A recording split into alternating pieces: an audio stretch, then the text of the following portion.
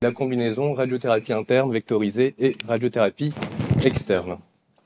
Donc, conflit d'intérêt, je n'en ai pas, du moins pas encore. Pour la radiothérapie interne vectorisée, quelques rappels de médecine nucléaire, on a besoin de deux choses.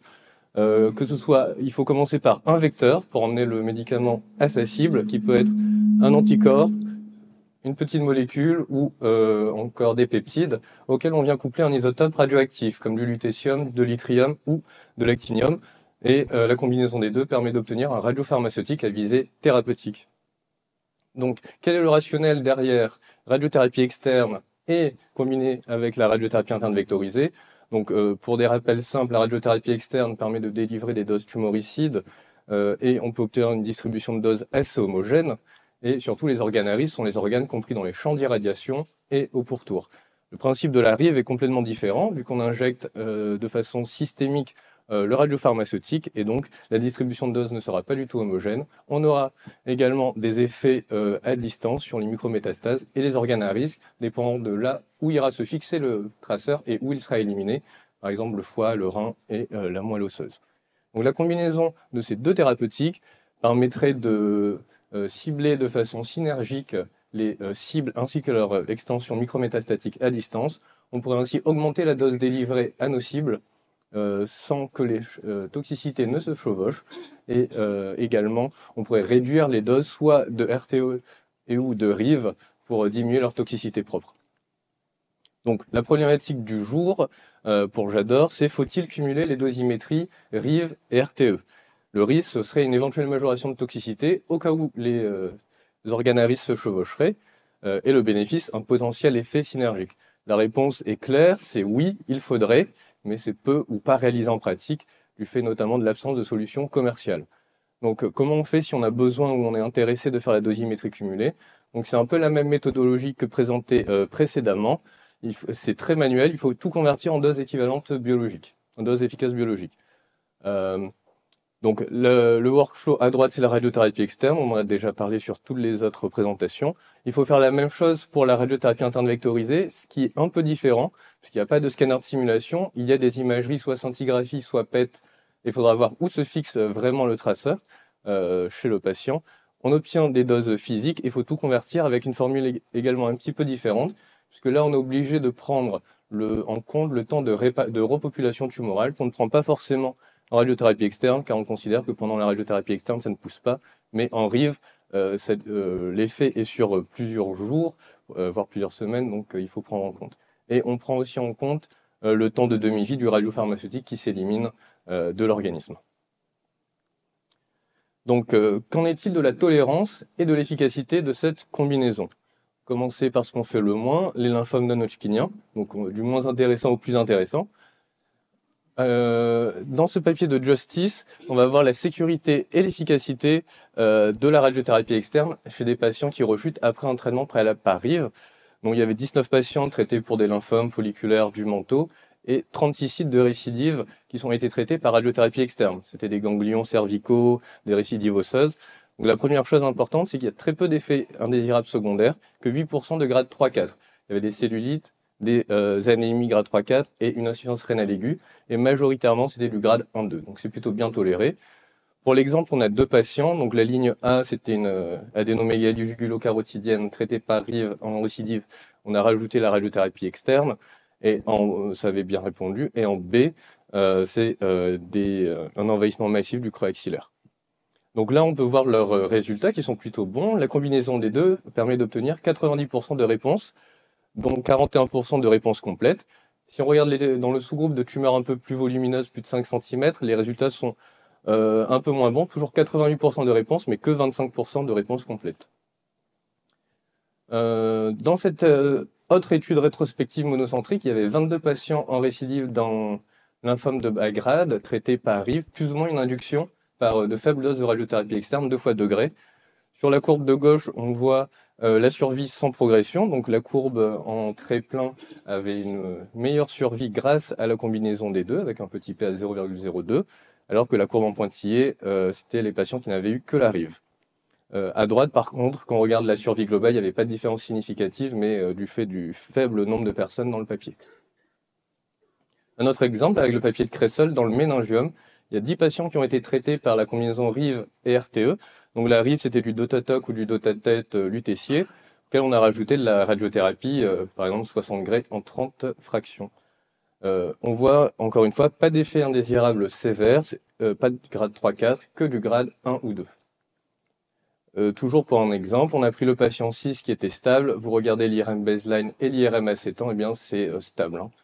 Donc 7 patients sur 10 stables avec la combinaison de ce traitement, par contre 3 quand même qui ont progressé. Le premier, la progression a entraîné une perte de vision, une insuffisance hypophysaire à 26 mois, et il en est décédé à 38 mois.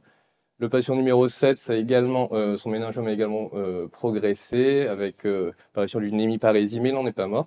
Et un dernier patient a également progressé très tôt, à 13 mois. Il a eu de multiples résections, ça s'est compliqué d'épilepsie, et il est également décédé bien après, vers 45 mois. Cette fois-ci, nous avons un essai randomisé comparatif, multicentrique, qui concerne les métastases osseuses des cancers de prostate résistants à la castration, publié dans le Lancet Oncologie. Il y avait 64 patients avec des métastases osseuses douloureuses qui ont été traités par radiothérapie antalgique classique, et ensuite randomisés 1 pour 1 entre RIV avec du radium-223 et le placebo. Donc à gauche, on voit en histogramme la réponse sur le PSA. Donc sur la partie gauche où il y a une réponse, une diminution du PSA, c'était majoritairement des patients qui avaient reçu la RIV en plus de la radiothérapie externe, tandis que sur la partie droite du graphique, ceux qui avaient malgré tout une poursuite évolutive du PSA sont ceux qui n'ont eu que la radiothérapie antalgique. Et il y avait une différence significative donc entre les deux groupes avec un petit p à 0,003. Quand on regarde les courbes de survie globale, on voit que la courbe en rouge supérieure, donc il y avait une meilleure survie globale chez les patients qui recevaient la combinaison des deux traitements versus ceux qui recevaient le placebo, mais ça n'a pas atteint la significativité avec un petit p à 0,06, mais du fait encore une fois du manque de puissance statistique. On a un essai pilote pour les cancers de prostate oligométastatiques. Il y avait 6 patients traités par 2 cycles de PSM à lutécium, puis la stérotaxie des cibles. À gauche, c'est le mapping de dose après un cycle de PSM à lutécium. Tout a été converti en BED. On voit qu'on arrive à atteindre dans cette cible ganglion lombortique 70 Gray en BED. Avec le mapping de dose au milieu, c'est la stérotaxie. On voit les mini-faisceaux converger sur notre ganglion lombortique. Cette fois-ci, on obtient 120 Gray en BED dans notre cible. Et enfin, la dernière image, c'est le cumul de doses. Et sur le ganglion, on voit qu'on arrive à monter jusqu'à 240 Gray en BED sur la cible. Sur les courbes de droite, il s'agit de la réponse sur le PET de réévaluation, c'est la décroissance du SUV max. En haut, c'est après juste le premier cycle de PSM à lutécium. En bas, c'est après le traitement complet. Et on voit que, on confirme que la dose délivrée en termes de BED, plus elle est élevée et plus la réponse sur le SUV max sera importante et donc la réponse sera bonne. Donc la combinaison des deux permettrait d'augmenter la dose délivrée dans la cible. Il n'y a pas d'augmentation majeure des doses délivrées dans les tissus adjacents, dans les tissus sains. Et la dose délivrée en BED était associée à une meilleure réponse en SUV max sur le PET de réévaluation. Il y a d'autres essais en cours, notamment avec le protocole RAVENS, qui est un essai de phase 2 qui randomisé, qui compara stérotaxie plus RIV par radium-223 versus stérotaxie seule pour les cancers de prostate aussi oligométastatiques. Donc c'est un petit peu la suite de cet essai pilote. L'hypothèse des auteurs, c'est que la combinaison des deux permettrait d'améliorer la survie sans progression de 50%. Il faudrait 64 patients au total à inclure. Les objectifs de l'étude sont fixés à 1 an, donc on aura des réponses assez tôt. Le critère de jugement principal, c'est la survie sans progression. Ils verront aussi les autres critères secondaires. Et en étude ancillaire, ils s'intéresseront au rôle pronostic des cellules tumorales circulantes et de l'ADN tumoral circulant. Un autre protocole avec l'essai de phase 1 ProCure-1 qui teste la tolérance et la sécurité de l'administration concomitante d'une radiothérapie externe pelviprostatique avec un cycle de PSM à lutécium pour les cancers de prostate N+. Donc vous voyez sur le petit schéma de l'étude, 18 patients attendus. Ils auront le schéma, on va dire classique avec pour les prostates N+, 3 ans, hormonothérapie longue durée et une radiothérapie qui, dans ce cas-là, sera normofractionnée. Et pendant la radiothérapie externe, ils auront aussi une administration de PSM à lutécium. C'est donc un essai d'escalade des doses de la RIV pour les cancers de prostate T2 à T4, N1, M0. Ce qui est intéressant dans leur papier, c'est qu'ils fournissent tous leurs doses délivrées en équidé2, qui est plus parlant pour nous. Donc pour la radiothérapie externe seule, tout ce qu'il y a de plus classique, jusqu'à 80 Gray dans la prostate, 47 Gray en équidé2 dans le pelvis, et on booste jusqu'à 56 Gray sur les ganglions macroscopiquement atteints. Et on voit qu'en rajoutant 3 gigabecquerels de PSMA lutécium, pour rappel, en métastatique, on part sur 6 cycles de PSMA lutécium et la dose est 7,5 à peu près gigabecquerels. Donc là, on fait avec 3 gigabecquerels et ça permet d'ajouter 6 Gray en équidé2, donc l'équivalent de 3 séances sur la prostate et 9 Gray dans les ganglions macroscopiques. Ils vont faire ensuite avec 6 gigabecquerels et 9 gigabecquerels. Et sur la colonne de droite, ils rajoutent plus 6% de la dose. Les auteurs font l'hypothèse que la combinaison des deux est synergique et augmenterait les équivalents de dose de 6%. Donc, on permettrait d'escalader les doses en équidé2 sur la prostate à 104 Gray, l'équivalent de plus de 50 séances sur la prostate, normaux ou fractionnés, 88 dans les ganglions macroscopiques, 78 dans le pelvis, et n'oublions pas 27 Gray aussi sur les cibles micrométastatiques à distance qui ne sont pas compris dans les champs de radiothérapie. Voilà, donc je vous ai donné pas mal d'exemples. Que retenir de tout ça?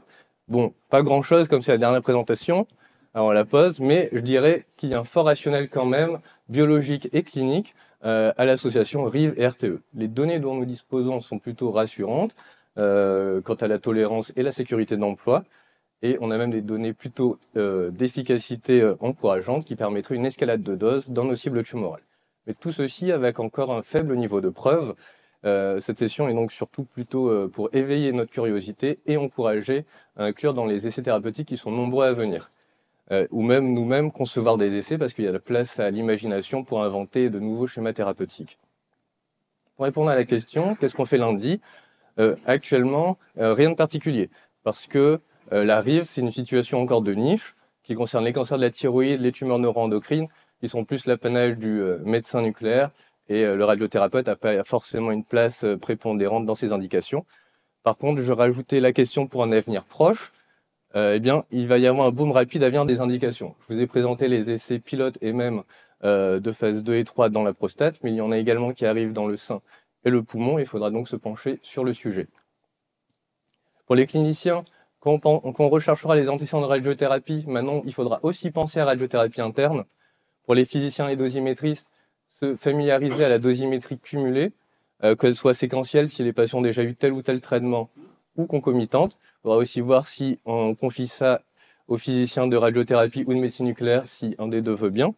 Et enfin, pour les services, il faudra organiser des filières fluides, puisqu'on sait toute la complexité de l'organisation du workflow en radiothérapie, notamment en conditions stéréotaxiques. Il faudra rajouter la complexité de la médecine nucléaire, où il y a l'imagerie pré-thérapeutique, per-thérapeutique, entre les cycles et après les cycles. Savoir gérer les complications, etc. Donc je dirais que c'est une bonne opportunité, la RIV et l'RTE, de repenser et renforcer nos liens avec nos collègues de médecine nucléaire. Merci à vous.